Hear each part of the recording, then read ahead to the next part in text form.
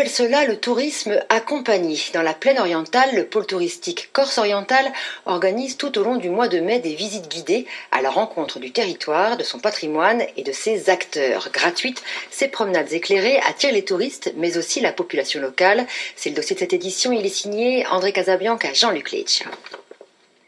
La douceur de vivre avec comme décor l'étang d'Urbino. Période choisie le mois de mai pour mener à bien cette opération de rencontre et de découverte organisée par les offices de tourisme de Ghisonaccia et de l'Orient et Aleria. Les touristes et les habitants sont invités à participer à ce que l'on appelle le tourisme accompagné. Exemple, les explications données aux visiteurs par un pêcheur d'Urbino. Il va forcer le passage, parce que là il faut forcer. Le trou est très petit. Il y a à l'intérieur de ce trou qui est de cette dimension-là, il y a des dorades de 4 kg qui rentrent. Pour vous donner une idée que vraiment elle essaye de sortir. Et on récupère le poisson dans la dernière chambre. Autre étape gourmande cette fois, Louis Tarallo et Jean-Louis Guatel ont offert l'assiette du pêcheur. Au menu, dégustation de filets d'anguille et de poissons grillés. L'essentiel étant ici de créer un moment de vie. J'ai appris la convivialité aussi qu'il y avait, puisqu'en fait, si j'ai bien compris, la pêche, on y va le matin de bonne heure, mais quand on revient à midi, il y a toujours des amis qui viennent manger, quoi, en fait. Donc là-dessus, j'ai vraiment appris des choses, quoi, en fait.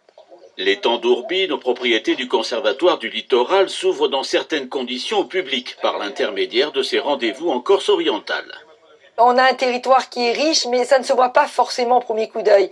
Et quand on organise, comme nous l'avons fait là pendant ce programme des rendez-vous en Corse orientale, on accompagne les gens. Alors soit ce sont des professionnels, des prestataires, des accompagnateurs de randonnée, des guides.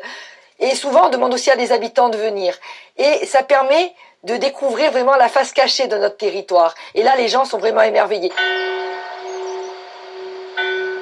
C'est à Ghisogne, village dominé par le Kyrier et les Issonnes, que se déroule la suite de cette escapade patrimoniale organisée par l'Office du tourisme du Fiumorbo. Ce village offre de prestigieux édifices religieux, comme l'église de la confrérie de Sainte-Croix. Une fresque du XVIIIe siècle est classée monument historique. Elle symbolise la descente de la croix avec le Christ dans les mains de sa mère, la Vierge Marie, la présence de Marie-Madeleine, de deux autres femmes et de Saint Jean-Baptiste. Et vous avez au-dessus 12 angelots, dont 3 tiennent un les tenailles, l'autre le marteau, le troisième les clous, qui étaient les outils qui ont servi à décrocher le Christ de sa croix. Dans le chapitre patrimoine, on trouve la fontaine de Neptune, signée par Gabriel Vital Dubré en 1856 et placée ici à Ghisogne en 1868. Neptune étant représenté ici dans une création imposante et fidèle plus ou moins à sa légende. On a toujours tendance à considérer Neptune ou Poséidon, comme le dieu des mers. En fait, c'était le dieu des eaux.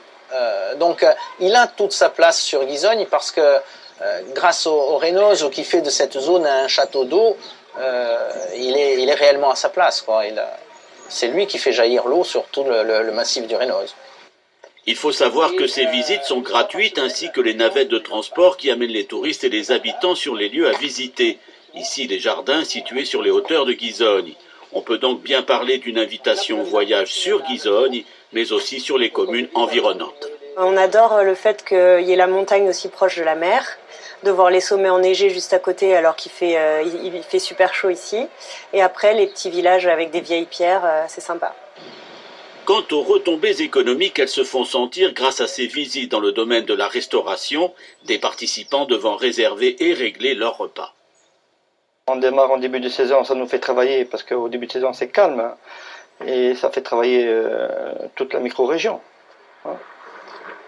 Et pour nous, ça nous fait une valeur en plus pour nos clients, ça fait un peu plus de publicité pour nous. Et pour la commune de Ghisogne aussi et Ghisonaccia. Notre isolement, on veut en faire un atout pour montrer qu'on est un endroit extraordinaire en matière de développement de sport nature. Et on développe également l'hébergement. On avait quelques soucis d'hébergement. Et l'hébergement c'est en train de se compléter puisqu'on a un gîte communal, on a un hôtel et on aura très bientôt un camping qui sera à la disposition de tous les visiteurs. La notion de tourisme rural de qualité prend tout son sens ici et les structures d'accueil privées ou municipales tentent de fixer une population de vacanciers. Les offices de tourisme du Fiumorbo prenant le relais de cet état de fait. Et c'est déjà la fin de ce journal. Merci de votre fidélité. Le prochain point sur l'actualité insulaire, ce sera à 19h55 en langue corse avec Henri Mariagne. Je vous retrouve demain à midi pour le Flash. Excellente soirée.